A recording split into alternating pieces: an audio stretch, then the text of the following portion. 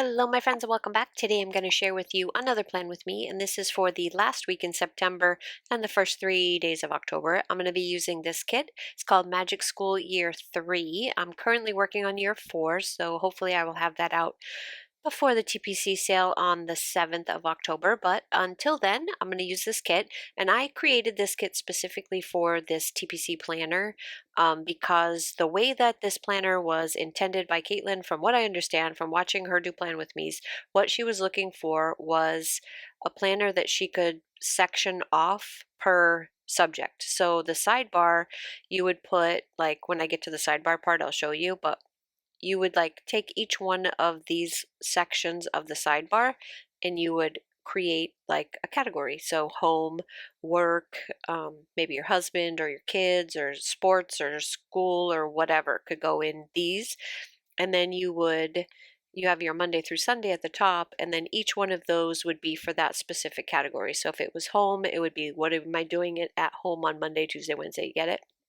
So I created this kit for this planner so that you could use it in that way. I have decided after using it, this is the first time I've done a full spread in it and tried to use it the way that it was intended, and I gave up. I gave up like within the first day of me putting stuff down that I didn't like it. I don't like the horizontal and vertical planning thing. This probably works great for so many people, but the good part about this planner is that you can do it just any old way you want, just like any other planner. You do you. So for me, I think I'm going to continue using my standard vertical kits in this planner and not use the TPC kits. I will still make them. I know that you guys love them. They sell like hotcakes. They must be something that you guys really enjoy doing your planning that way. I personally don't, which is one of the reasons why in this kit, it was really bothering me that there was no washi. I couldn't stand that there was no washi, so that's my washi strip right there.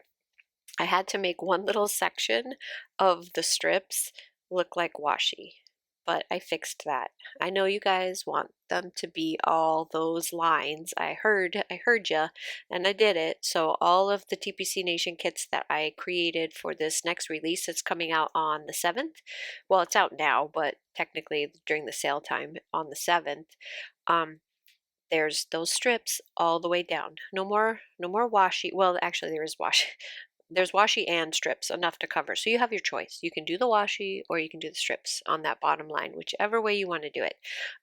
So anyway, back to the planner. So I'm setting it up, trying to figure out exactly how to make each one of those sections work horizontally, but I really don't have I feel like I don't have enough sections during my home planner. Now, if I was using this planner for my shop planner, this would be great. So if you're a shop owner or a YouTuber or an Instagrammer or whatever social medias that you have, Facebook group, whatever, this planner would be perfect for that because you can totally use each one of those sections for shop stuff and Instagram and YouTube and Facebook, etc., etc.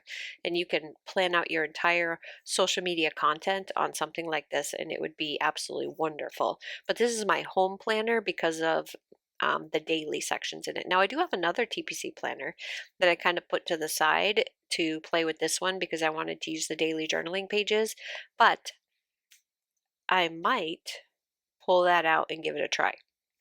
I don't know. I think 3 planners is a little too much for me. I've whittled it down to these 2, this one and my Avalon and Ninth. The Avalon and Ninth is the shop planner, and this one is my home planner. And then I've got my on-the-go journal, which I take, which is my Cocoa Daisy journal. So I probably won't, but it's an idea. It's an idea for you if that's some way that you maybe want to work it out. Right now, I'm trying to figure out if I have 5 sections to use and who would go where. And so I tried putting down boxes based off of who I thought I was going to put in each one of those boxes, which was like home, work, and then the baby, because there's some days that I take care of the baby. The other thing is that if you're going to use the strips with the artwork, which is another thing that a lot of people don't use the artwork because this is more of like a functional planner, so they don't have a lot of artwork in it. The artwork is made to cover the entire box. So you would have to remove one of your strips to put down, like I'm doing, to put down your full boxes if you wanted to use the full boxes in your planner, which I thought I would use those full boxes to kind of decorate in areas where I didn't think really there was going to be anything going on for that section. So I did start out putting all of these boxes in thinking that I had those sections worked out to who they were going to be. And then as I was putting everything down, I'm like, I don't like this. I just don't. There's too many spaces in between. I'm a no white space planner and there's a lot of space. It just wasn't, it's not to my liking, but I know that a lot of people do like it. So I'm not knocking it. If it's great for you, I'm totally happy for you. But for me, I think, like I said, I'm going to go back to my standard vertical. So enough about that. What happened this week? So one of the things that I've been talking about a lot on my channel lately is my nemesis Sam, which is my son's cat. He moved up here with me from California. He brought his cat with him, and Sam, I don't know if he feels, see, I don't know cat logic, but I'm assuming that he feels like he needs to feed his family, which is fantastic, good kitty, I guess. But he keeps bringing things inside and leaving them for me, and I keep finding them, and it keeps freaking me out. And so, luckily, he doesn't hide them anywhere. He puts them right in plain sight because he wants you to know he brought you a snack and he wants you to eat it. And of course, I immediately pick it up and throw it away and have a fit because I'm grossed out by it.